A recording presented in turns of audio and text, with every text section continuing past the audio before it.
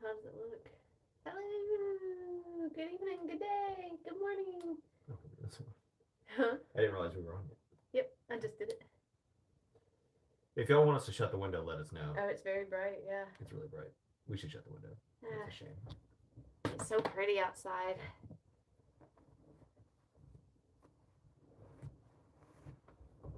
Ugh. Oh man, I can't even get over there. Excuse me. You got it. Oh.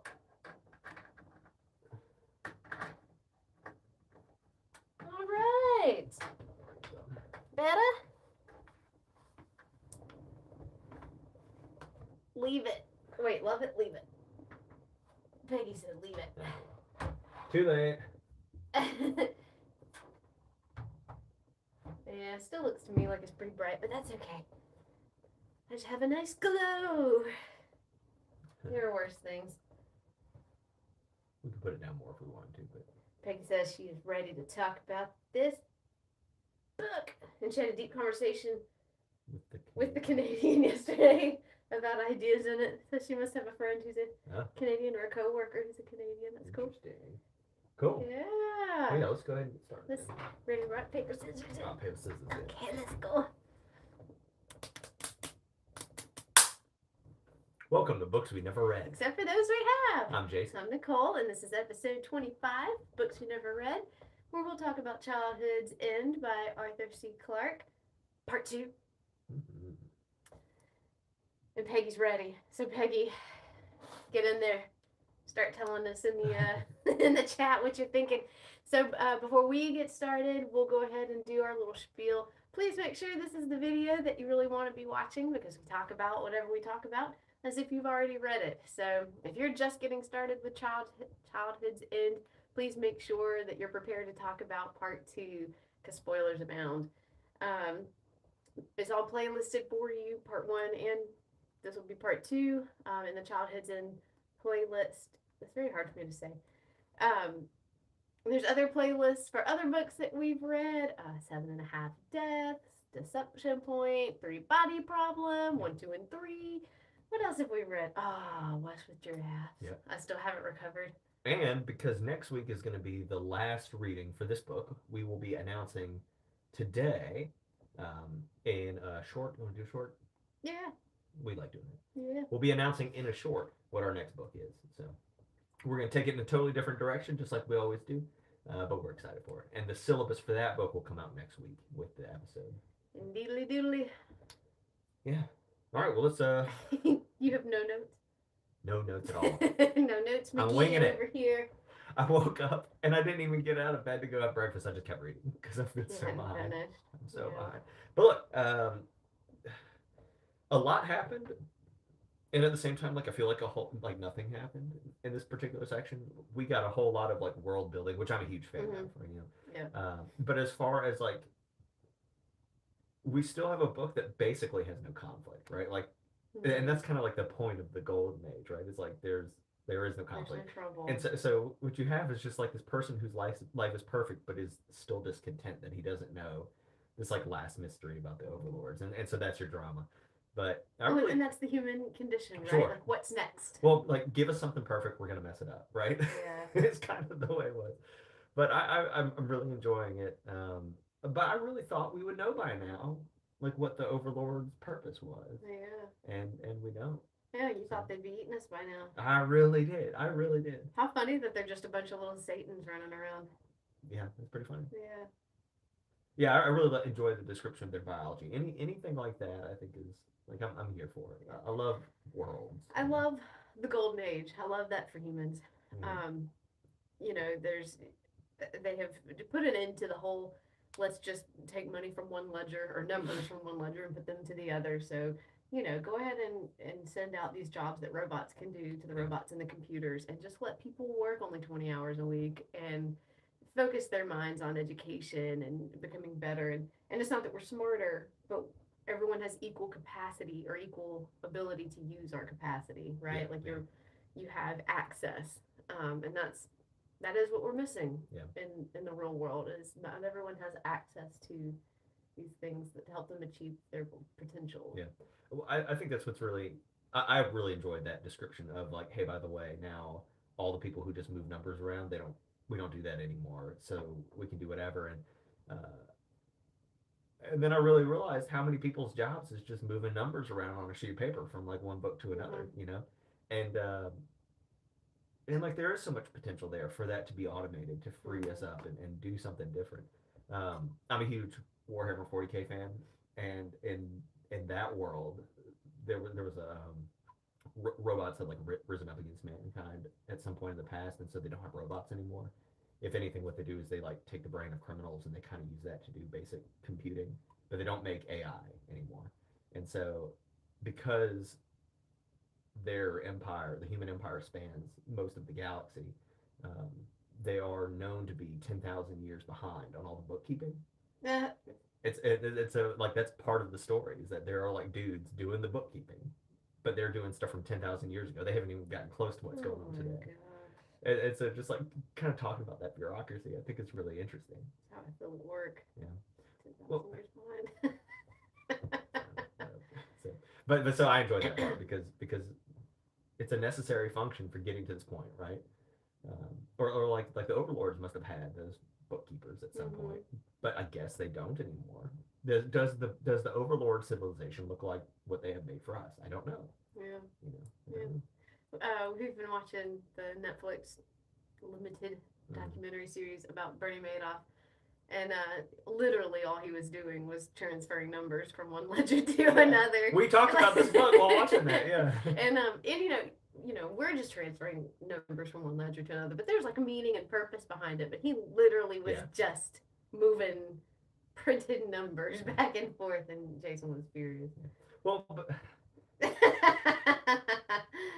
I'm on board with the system we have now as the best system we could. It's like it's the worst system except for all the others, right? Like there's been a description of democracy that way, and I think of like capitalism. I think it could also be described that way. But what if we just didn't? Like, what if? And I'm just imagining. I don't know what that means, but there are other possibilities. Right? Yeah.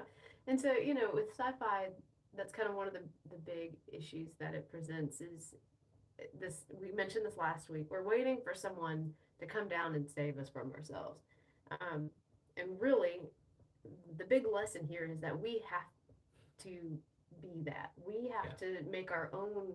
We have to be our own saviors. And we're looking at this world described in the Golden Age, and we are so close to this. We really are. If we would just stop touching each other, to keep our hands to ourselves, we would be so much closer to this point.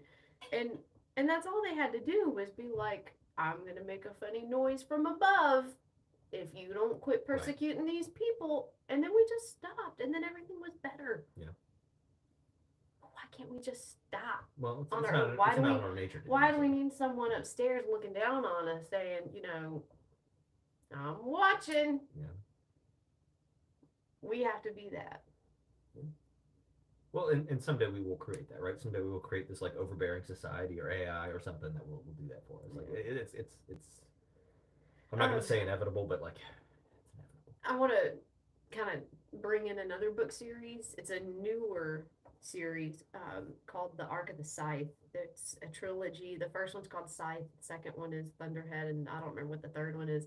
So if any of y'all have read it, feel free to chime in on it. I can't remember the author. It's two brothers, I think, or one of the brothers that usually writes together. But it's really good, and like it's supposed to be set up like a dystopia. I would want to live there though. Yeah. I love it when it describes like how the society is set up now. I almost completely love it. I love it more than I love our current society. Yeah. So it's a win, right? Yeah. Like, but it's death is not a real fear anymore. It still has an important role in society, but nobody dies naturally anymore. All education, all resources are available to everybody. You can still work and contribute to society. All information's in the cloud, which becomes the Thunderhead in the second. Right. Which is, I think that's interesting, that they took that concept. But, I mean, it is this golden age, right? Where we have everything we need and we want for nothing. Well, but then at the end of the last chapter, you have Corellan sitting up there thinking like, oh, well, they don't know it's going to be all over in 20 years. Yeah, or this whatever. is right. about to And be why? the What's worst. going on? Yeah. So that's a question, right? So in the little seance that they had when Jean became the prime contact, even though she's too old to be a prime contact, but regardless, she's going to be the most important human on Earth. Right. Who was she communicating Don't with? they make a comment that it's her or someone close to her? Right. I have a feeling it's George. Is that her husband? Yes. Well, he's just as old as she is, right? Right. But they made that comment like it's her or someone close to her, and George is not a believer, so it'd be perfect for him to be the one. I'm not sure, but it seems to be one of them. Be a prime contact, right? And the message given to them. Oh, I'm back to talk about the party in a minute. But the message given to them was, nature is with you, and like there are neighbors in another country or something like that, which I took to mean that like interstellar neighbors, right? There is another alien race nearby who knows that the overlords are malevolent on some level, This morning, I read the bit where after Jan leaves in the belly of a whale, and Corellan calls the people up there, and he shows them like the galaxy, and he's like, you can't even begin to imagine having to deal with all this or whatever. You can have the planets, but man's not meant for the stars. Right. Well, and that made me think that like they're just this like oppressive race, and they're just trying to keep people down, and there's like some resistance out there maybe, and that's who they were in contact with somehow. I don't know. Oh, the GS, the people that expose the GS, like the star system. Yes, it's some kind of resistance within the race of the overlords. No, or it's another race that the overlords are trying to like subdue, perhaps, or something. Maybe there's somebody from outside of the universe. That was kind of another thought of mine. Luke Skywalker's people. I don't know what that means. Like when Luke Skywalker's like learning about the resistance and stuff. I guess maybe. I don't know. No, they don't go together. Okay. Let's see. Yeah, back up. Okay, Peggy says it bounces around what she doesn't love, but the idea of happiness versus satisfaction, are we ever satisfied? These people are every obstacle cleared away, and it's not enough. Mm-hmm. Yeah, and I mean it's right. So like, how do you curb human curiosity? And it is just part of our nature to wonder what's next and to strive for the next thing. Yeah, it's not in everybody. Well, it's very important that organisms be goal directed, right? Mm-hmm. Because otherwise you just languish and die, right? Yeah. So, that has to happen. Yeah. But by giving people education and all the history, they did remove the drive to do more and excel and try new things. Only a select few do, like Jan. And they removed curiosity but couldn't kill it. Yeah. And that's so another text that this reminds me of is Plato's Republic, right? Like where he sets up what his perfect society, his utopia would be. And and utopia, by the way, is Greek for no place, right? And perfect place. Yeah. But so in Plato's Republic, everyone follows the rules, but there is no creativity. The poets, he has them, sent out. They can't be part of the society. Well, because they're rebel rousers, right? Like they dream too big. Yeah. It's Yeah.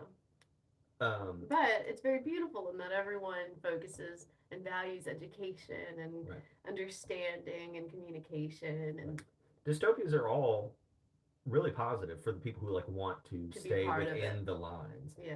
But then for the people who have trouble with that or are eccentric or beyond, then it's bad for them, right? But that's the trick, is that you have to realize that like some percentage of humans are eccentric, and so you have to build a role into. We've talked about this a couple of times recently, but you have to build a role into their society for those people to fit in. It makes me think of The Giver. Like if you don't fit in well, then you get to go be this guy. And he served a function, in that dystopia, but that was great for everybody else but him. You feel like Hackett, I guess. Yeah.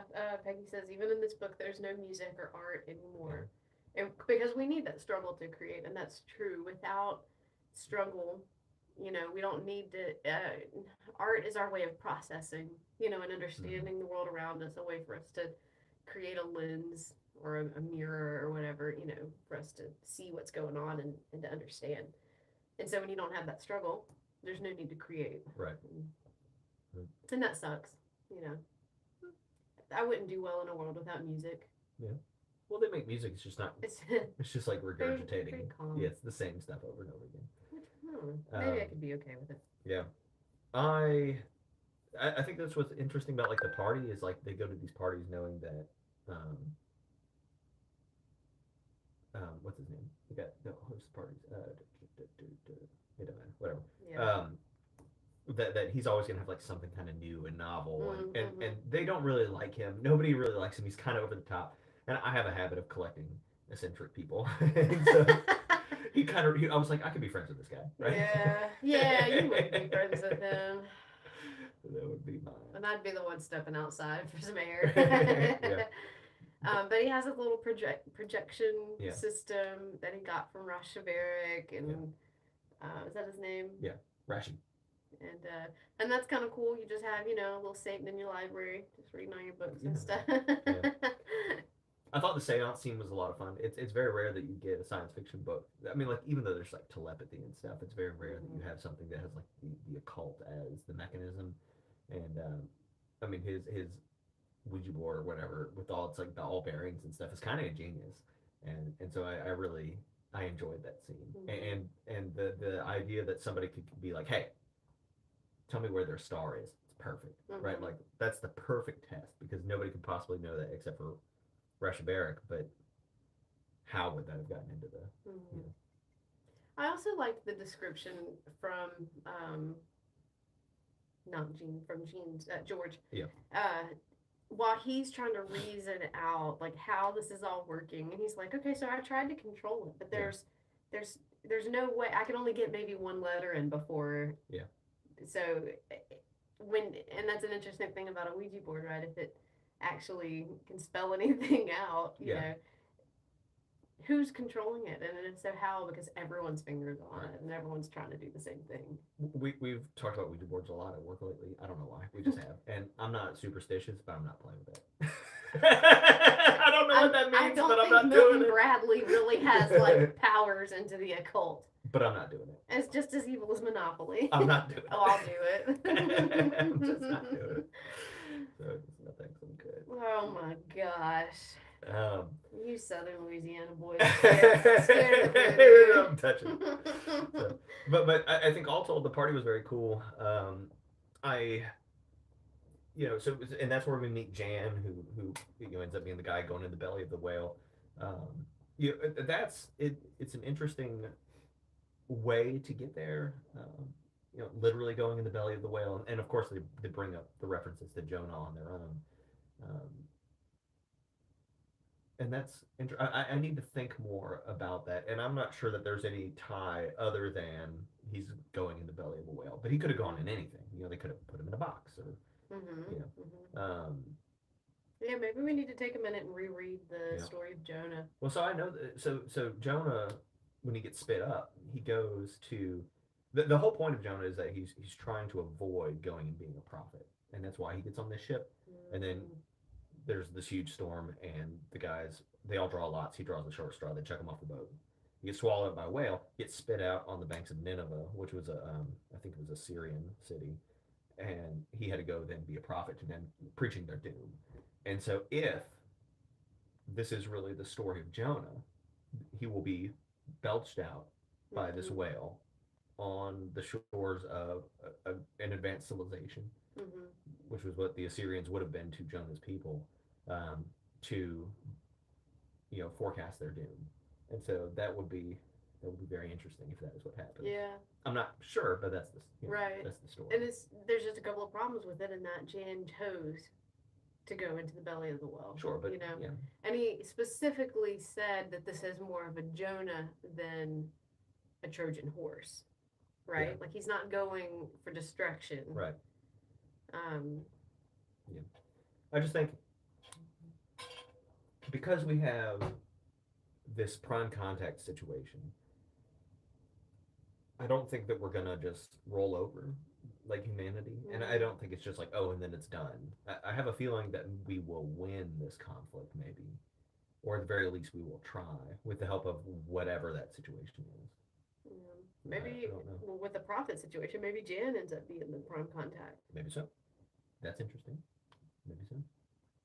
In Jan's letter to Mia about, like his goodbye letter, basically, there was one, this is time for me to be petty. There was one part that he wrote, I know you won't miss me greatly. Let's be honest and admit we never really had close ties.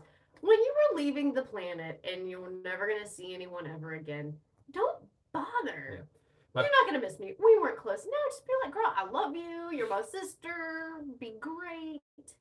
My favorite part of the letter was he started getting like a little technical about one part, and he was like, never mind, you don't need to know that. I appreciate that. Get to the point. But why even bother saying, like, love you, but we weren't that close? Yeah. That's mean. Yeah. I don't know. Why? Well, not everybody has our sort of addiction to politeness. Weird. It is cool in the golden age. You can live anywhere, and you can travel anywhere. That's amazing. We got our buddy living on the bottom of the ocean, like knowing that someday we'll kill him, right? Yeah. And that's the kind of like little thrill I think that people would end up really doing, And I think in the first reading it said that there was like an increase in accidental deaths because people were just like doing dumb stuff. Because why not? Getting that guy to build something that could withstand all this pressure, just sort of in the reverse. That was a cool scene. And they have that weird bit about the pet, right? About like the giant octopus on the outside of the domes. Whenever Jan goes down to the ocean, there's this giant octopus that's like clinging to the side, and he says like, "Hey, you have to move it so that my submarine can lock in." Oh yeah. There's something there. Like that is such a Arthur C. Clarke as we're going, I'm making guesses, but I think he's leaving us little breadcrumbs. And Lucifer, that's exact. Thank you. So they named him Lucy. And so I think that's one of these breadcrumbs. Now there is like an octopus or a squid or something fighting this whale when they send it, like the diorama, basically, to the overlords. But I think there's gonna be something there. Something with squids is going on, and maybe that's what this other race of people, the telepathic things, Yeah, because squid or octopi are incredibly smart. Yeah. And I've heard people say that they're telepathic, and I don't buy that at all. But I've heard people say it, and so it wouldn't be shocked if. I've not heard that before. I think it's just kooks on the internet, but Yeah, Peggy points out that the overlords are interested in the paranormal. That's why they're digging all up in that dude's library and stuff. Yeah. And because they know that, like, this situation that happened with Jean is not the first time that's happened. Because they're not like, oh, but they're like, ooh, like it's happened again. What if they are real devils, like real Christian devils, and like they the story of like they tried to take over, and so they were right. We have a Lucifer reference again, right? We have these things that look like demons. What if they have been cast out? Like they really were. Yes, and they are, and that is their mission. Is they're just trying to prevent people from, I don't know, like making it to heaven. I don't know. What if they think contacting us is like literal angels? That would be kind of an interesting take, right? Where the other alien things in spaceships and etc. are. Those are like mythological creatures. Would be very cool. Yeah.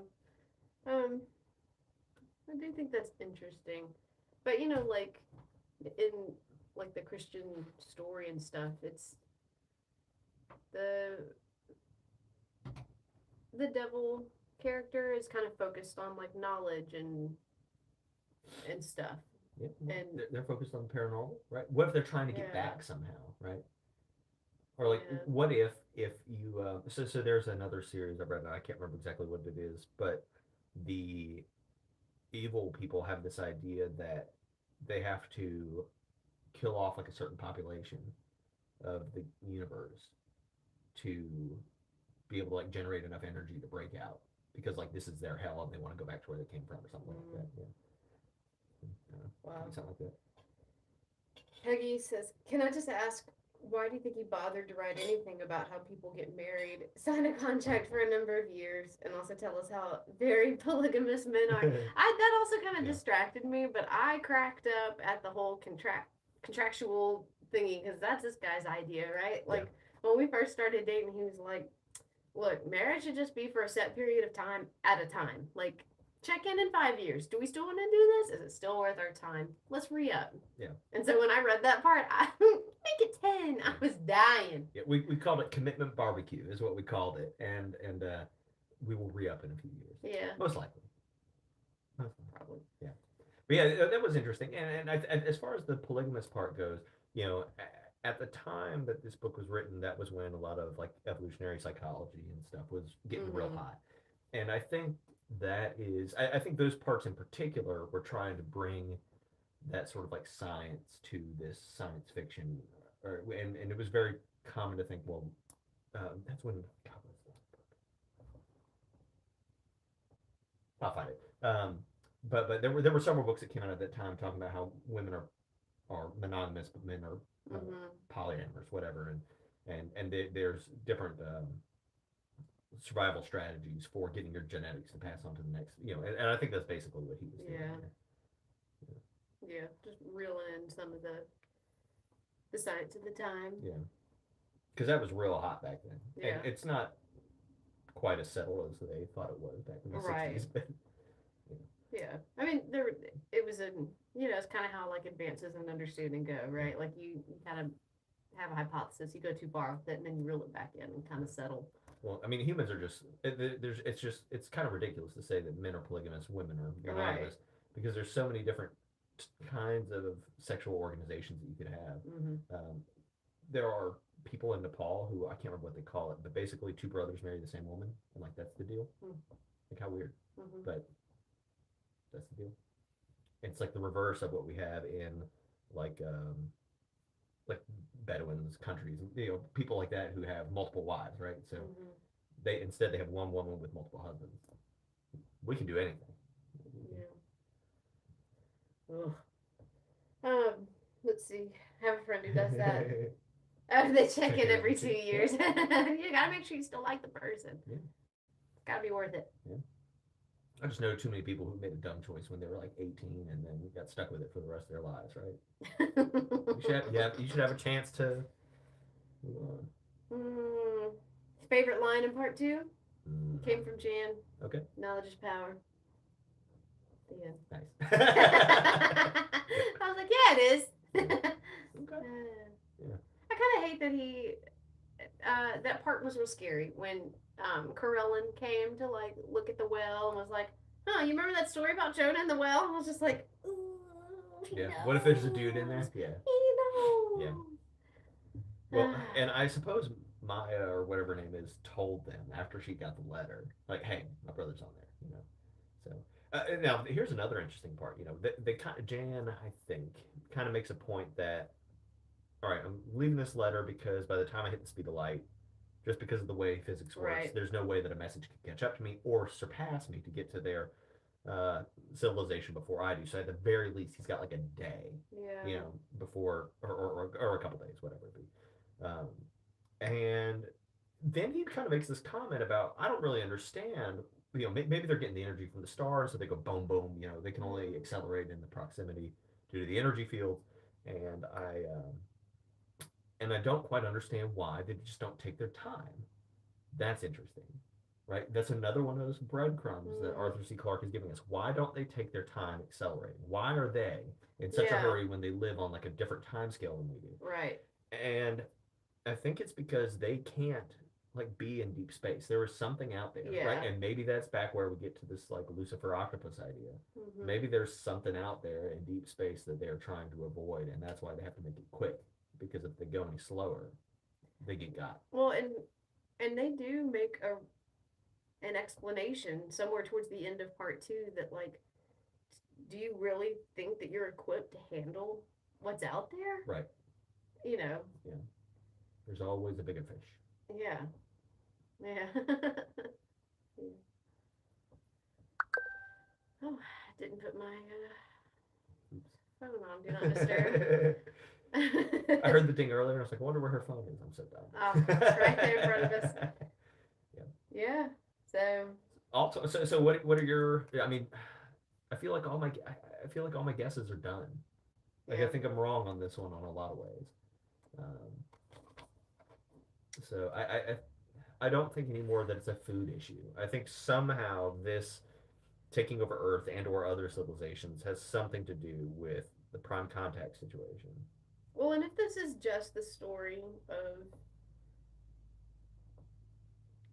I don't want to say like creation, because it's not like a creation story, but you know, they're ruling over things, but they're the devil. Yeah. You know.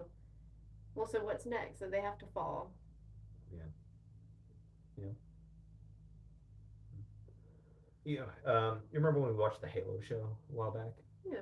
They had the alien races had that human woman that they had like brainwashed because she could make contact with like the Forerunner relics or something. Well, I wonder if that's kind of what's going on. They're taking over all these civilizations looking for a prime contact. You know, like that could be a thing. And now that they found it, they can wrap this up because they're going to take her back to, you know, do whatever. So that's possible. I don't know. Yeah. Peggy, what's insulting? The 2-year contract? Oh, maybe so. And she says no, it'll be another failure, but for another reason. Yeah. Right, and so I think we're agreed, right? Like that this will be considered another failure for Corellan. Yeah. I definitely I don't. Even though this is called childhood, and maybe that's what childhood's end is, right? Like we are in this childhood of humanity as far as like on a galactic scale. Mm-hmm. We haven't left our planet. Mm-hmm. Yeah, we're just babies in the universe. And we are about to find out, very similar to like the Dark Forest, right? Like we are about to lose our innocence and finding out like how crazy it really is out there. And that's the end of childhood. Not that they kill us all and that we're wiped out, but that we mature and become capable on our own. Well, okay, and so, you know, we're in this golden age and we're about to go into the post-golden age, I guess. Are we going to bump up in our evolution? You know, is there something about this next generation that's going to have something that the golden age generation didn't have? Yeah, like we all have psychic abilities. Yeah. I don't know. You remember when that got brought up in Three Body and then it never came up again? The psychic? Yeah. I don't know. Yeah, on the ship. They were able to communicate psychically. Really? Yeah. Oh well, they were like the blinking of the eyes and stuff. Yeah, that was weird. And it never came back again. But you know, just but that is like the concept, right? That like, and this I think kind of comes from 2001: A Space Odyssey. That each step of the way, you're no longer what you were before. Yeah. You know, you're a new kind of human now along the way. Did anyone else see the scene in Finding? I've never. I don't know what Finding is. Yeah, I don't know what that is. Oh, and the thought that we have no ability to handle space is insulting. Yeah. And I mean, of course, there would be many deaths along the way, well, right? We can't even handle ourselves, right? That's his point, is like, I showed up and y'all were killing each other here. Right. You know, so. Right. But, you know, that's kind of the whole human essence, right? Oh, Finding Nemo. Yeah. Oh! Yeah, yeah. Yeah. I love Finding Nemo. But so that's the essence of human, right? Like, we're not necessarily, we don't believe we have to be fully ready to go jumping in and trying something. We're willing just to jump in and do our best, and we're going to lose some people along the way, but darn it, we're going to come out learning something, you know. We've got that spirit, you know. Yeah, I don't know. It's very interesting, like the mystery of it all to me. I do get Jan wanting to go to space. Yeah. And kind of resenting that he's been cut off from that. You know, when you have everything else, but no access to space, you know, that's very suffocating. That's really interesting because, like, that's only possible over like the last for somebody like here now to say that is only possible over like the last 50 years. Right? To say it's very suffocating that you can't go to space. Well, but we had the belief that we could one day. You know. I don't think so. I mean, like that's awesome. I mean, so let's call that 100 years, right? Yeah. But for thousands and thousands of years of human history, if you're like, I want to go to space, you'd be like, you're gonna have to get over that. Well, it didn't exist, right? I mean, it was even just like a Right. solid surface with the holes poked in it. Yeah, but I mean, but to think that it was suffocating that you couldn't get out. I mean, like that's interesting. Like just even that is how much we have changed. Right. You know, yeah. I mean, and we are not what they were, right? Like we have. Oh, but we are, right? We are in so many ways. Yes. The only thing that has changed is the ideas. Right. Not our capabilities and not our biology, really. But everything starts as an idea. You know, it starts with that creativity. And I mean, it's kind of like where sci-fi came from, right? Like they started like, well, what if we could do that? And then all of a sudden we could, you know. You know, and I think it was Carell brings up, like, you know, what if you took a Victorian scientist and brought him here and showed him like the TV and all this other stuff? And like, I think they'd freak out for a second, but they would.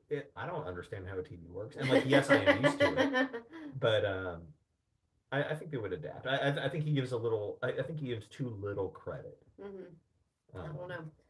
My mom told me that her grandmother, who as she was getting like much older, would just like wave to the people on the TV because she thought they could see her. You know. Well, someday it's gonna happen. Yeah, I mean it already does. Yeah. We have Zoom meetings all the time. Then somebody took out a patent on a TV that could watch you, and for you to you could skip commercials and stuff by shouting out the name of the company or by like standing up and waving at it and doing different things, and that's how you would get the commercial. Yeah, acknowledging that you've been. Boy, that's dystopian. That's very not Roddenberry, Fahrenheit 451. Ray Bradbury. Yeah. In Fahrenheit 451, they have these whole walls that are the televisions, and everyone has a shell in their ear, which is these like little ear pods. And you know, anytime there's a drama on TV, you're a character in it. You're a part of it too. Yeah, it's coming. I mean, it's been here already. Well, and I don't know if I've ever said this on the show before, but I have this idea that, you know, the world we live in now is someone else's dystopia, right? Like we talk about these dystopian things, but if you told, you know, some farmer in the 1800s that we'd all be living in houses that look relatively alike and, you know, different things, he'd be like, what are you talking about? That sounds terrible. You know, or we even have some friends who like this is kind of a dystopia where like to work in a business, like to work inside is hell for them. You know. Yeah. But everything is someone else's dystopia. Yeah. Always. Yeah.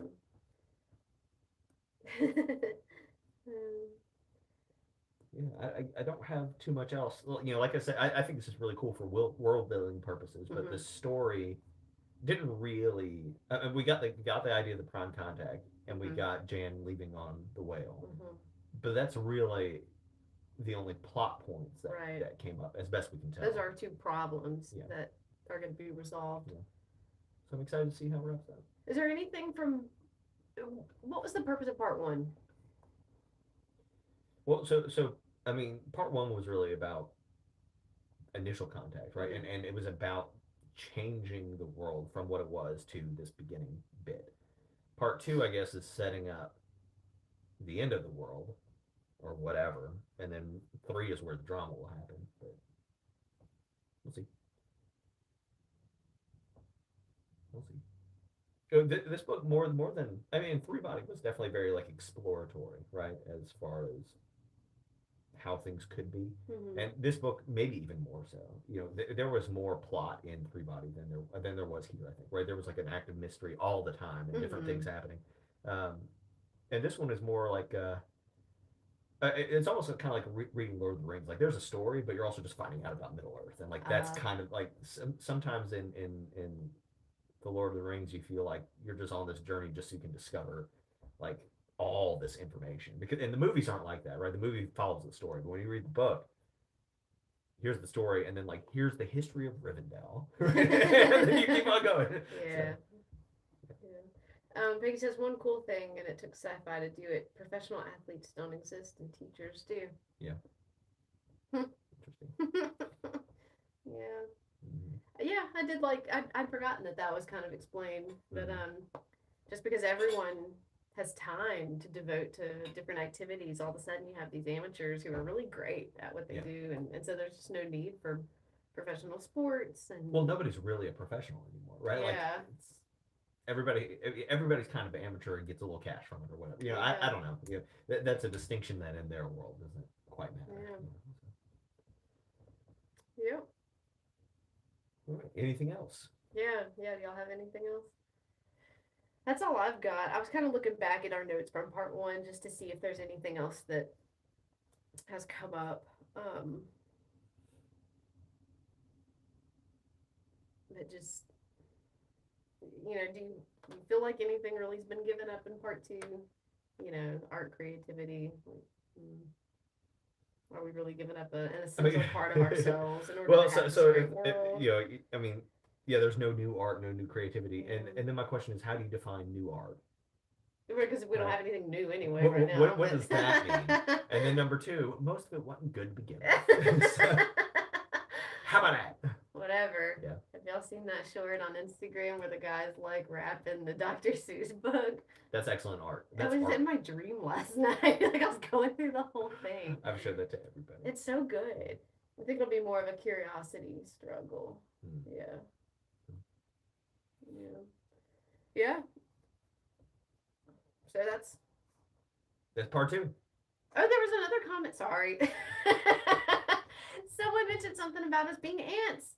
I think Corella mentioned that we were ants. I was just like, we're bugs. Just from 3 Body. Yep. Yeah. I guess 3 Body might have gotten it from Arthur C. Clarke. Maybe so. A little throwback that we didn't know about. Yeah. But yeah, we'll pick up next week finishing. Hey, bud. Greg. Slip it on in there at the end. Yeah, thanks for being here, everybody. It's just you know, side note, it's so much fun being able to get commentary like right away and have that addition to the conversation. It feels so much more rich. Yeah. To have this conversation with you guys. I'm really looking forward to next week, and hopefully we can have more people interacting because next week we'll finally know where we're going, right? Like I'll be able to tie everything together, and there's really like the motifs are fully developed and the lessons learned are fully developed, and we have that hindsight where we can go back and put everything together. I always enjoy the first week of the book, and I always enjoy the last week. The middle week is not my favorite week. It just that's the way it is on any of these books. I struggle on week 1, and I like weeks 2 and 3. I got you. Well, that's good. You know. Yeah. But I don't remember what I was just saying because I distracted myself. But anyway, you know, take a look at the channel. We'll have our next book posted as a short. And we've got a couple of other little things that we're working on, just some fun kind of sidebar projects that I'm about to make Jason participate in. And so definitely check out our Except for Those We Have series. We're watching 3 Body right now and doing a couple of reviews on that. Yeah, we're a bit behind. Yeah, we're behind. And as soon as we have time, we're going to start doing discussions about books we have read that we're not going to read here. Yeah. I keep saying that. But we've got a lot of stuff we want to cover. Yeah. And of course, please always give us book recommendations. We need to kind of fill that list back out again. We're kind of going through it. So we've got a few ideas of some genres that we would like to include to get through. But please let us know anything that you recommend or anything that you haven't read that you'd be interested in reading. Yeah. So, okay. Thank you very That's all much. I got. We'll see y'all next week. Bye.